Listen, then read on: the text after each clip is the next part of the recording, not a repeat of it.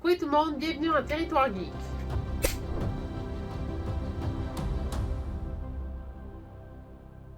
Cette semaine, on pensait vous démystifier c'est quoi être un indie geek, mais avant tout, je pense qu'on devrait démystifier c'est quoi être un geek tout court. Donc, est-ce que tu pourrais nous expliquer qu'est-ce que c'est être geek? Ben, être geek, c'est d'aimer tout ce qui est dans la culture de l'imaginaire. On peut parler de cinéma, on peut parler de jeux vidéo, de science-fiction, ça peut être la littérature aussi. Donc, tout ce qui est en lien avec vraiment l'imaginaire et cet amour qu'on peut porter pour tout ça.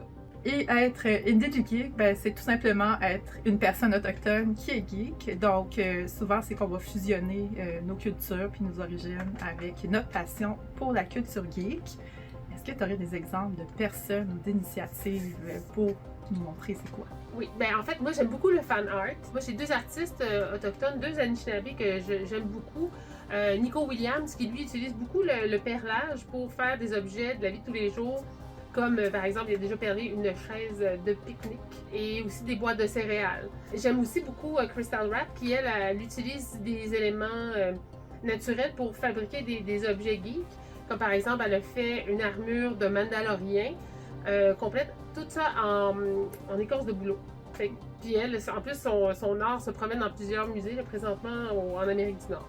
Mais j'ai aussi tout ce qui est dans le stream, là, je suis deux streamers présentement, Maïlissou et la Black Star, toutes deux des femmes Atikamekw. Tu sais, t'as rien pour avancer le temps, à part d'aller voir la cocum qui te fait la lecture, non? Qui parlent de culture autochtone dans leur stream, mais aussi de culture générale.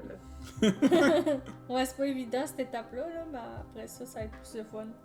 Ben sinon, moi j'ai deux autres exemples aussi. J'ai eu la chance d'aller par exemple au Indigipop, qui est le seul Comic-Con autochtone en Amérique du Nord. Puis c'est en fait un rassemblement justement de Indie Geeks, de geeks autochtones qui vont faire par exemple du cosplay, montrer justement leur fan art ou avoir des discussions par exemple sur les représentations autochtones dans la culture pop ou dans la culture geek en général. Puis sinon, ben qu'est-ce qui peut être indie geek aussi, c'est justement des créateurs autochtones qui vont se réapproprier des genres comme des films d'horreur ou la science-fiction. Donc, dernièrement, il y a deux films qui sont sortis, justement. Il y a un film qui s'appelle Seeds, qui est un film d'horreur réalisé par une femme, Ganyene Guerra. Oh no! Hang in there, I'm on my way. You don't look so good. Et Slashback par une femme Inuk, qui est un film de science-fiction. What is it?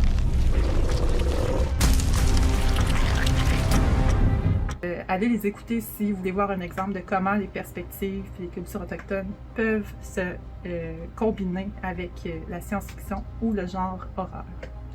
Donc, c'est ça, aujourd'hui, ben, ce qu'on voulait faire vraiment, c'est démystifier un peu c'est quoi le geek et qu'est-ce que c'est d'être un indie geek. Puis surtout parce qu'on va en parler souvent au cours de nos prochaines chroniques.